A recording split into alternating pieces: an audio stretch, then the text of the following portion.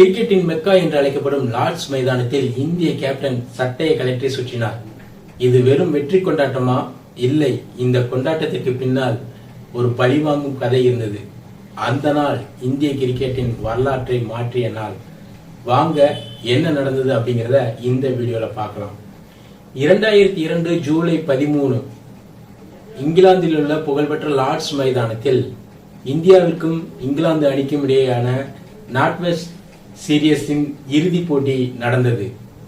அந்த போட்டியில் முதலில் பேட்டிங் செய்த இங்கிலாந்து அணி 325 ரன்களை குவித்தது.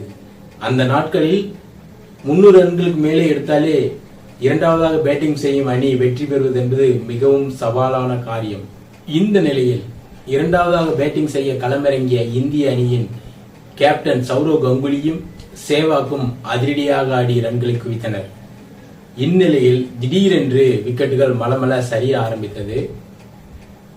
அப்பொழுது டிவி பார்த்து கொண்டிருந்த ரசிகர்கள் நம்பிக்கை இழந்து அவ்வளவுதான் மேட்ச் முடிஞ்சது அப்படின்ட்டு நினைச்சுக்கிட்டு இருந்தாங்க. 146 ரன்களுக்கு 5 விக்கெட்டுகளை இழந்து இந்திய அணி தடுமாறி கொண்டிருந்தது. அப்போது களத்தில் இருந்தவர்கள் யுவராஜ் சிங்கும் முகமது கெய்ஃபும்.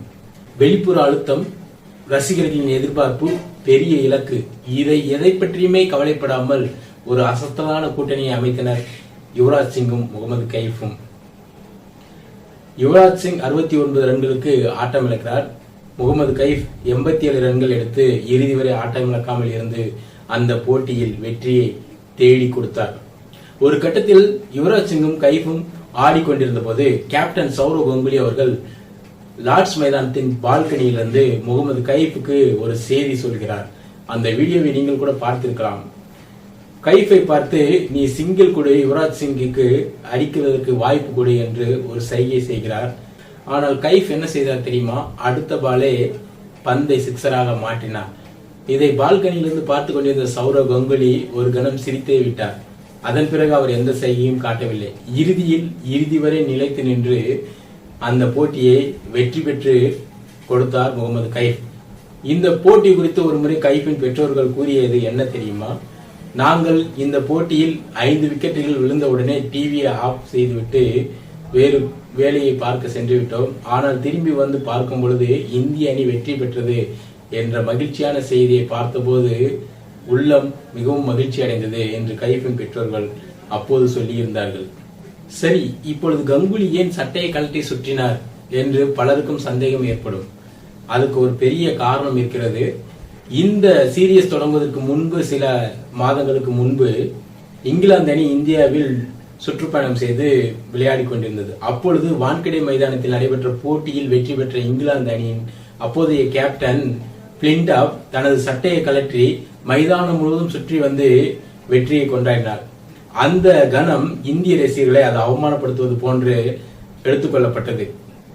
இதற்கு பழிவாங்கும் விதமாகத்தான் அதே இங்கிலாந்து மண்ணில், அதே இங்கிலாந்துக்கு எதிராக ஒரு மிகப்பெரிய வெற்றியை பெற்று அந்த கொண்டாட்டத்திற்கு பதிலடியாகத்தான் லார்ட்ஸ் மைதானத்தில் சௌரவ் கங்குலி தனது சட்டையை கழற்றி சுற்றினார்.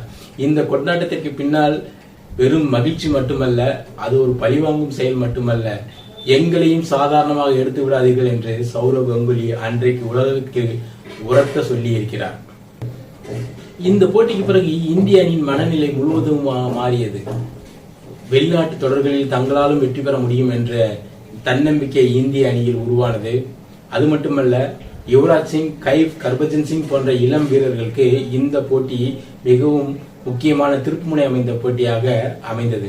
இந்த போட்டிக்கு பிறகுதான் இந்திய அணியாலும் ஆக்ரோஷமாக விளையாட முடியும் என்பதை உலகுக்கு நிரூபித்து காட்டியிருக்கிறது இந்திய அணி என்று பல வல்லுநர்களும் கருத்து தெரிவித்தார்கள். ஒரு சட்டை, ஒரு கொண்டாட்டம், அதன் பின்னணியில் இருந்தது இந்திய கிரிக்கெட்டின் சுயமரியாதை. அதனால்தான் 2002 லார்ட்ஸ் மைதானத்தில் கங்குலி சட்டையை கழற்றிய அந்த தருணம் உலக கிரிக்கெட் வரலாற்றில் என்றும் நிலைத்திருக்கக்கூடிய ஒரு அரிய காட்சியாகவே பதிந்திருக்கிறது.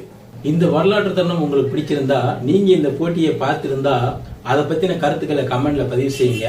இந்த வீடியோ உங்க நண்பர்களுக்கு ஷேர் பண்ணி அவங்களையும் சப்ஸ்கிரைப் பண்ணி நம்ம சேனலுக்கு சப்போர்ட் கொடுங்க. மேலும் இது போன்ற சுவாரஸ்யமான வீடியோக்களுக்கு நீங்க நம்ம பிளாக் ஐடி சேனலை சப்ஸ்கிரைப்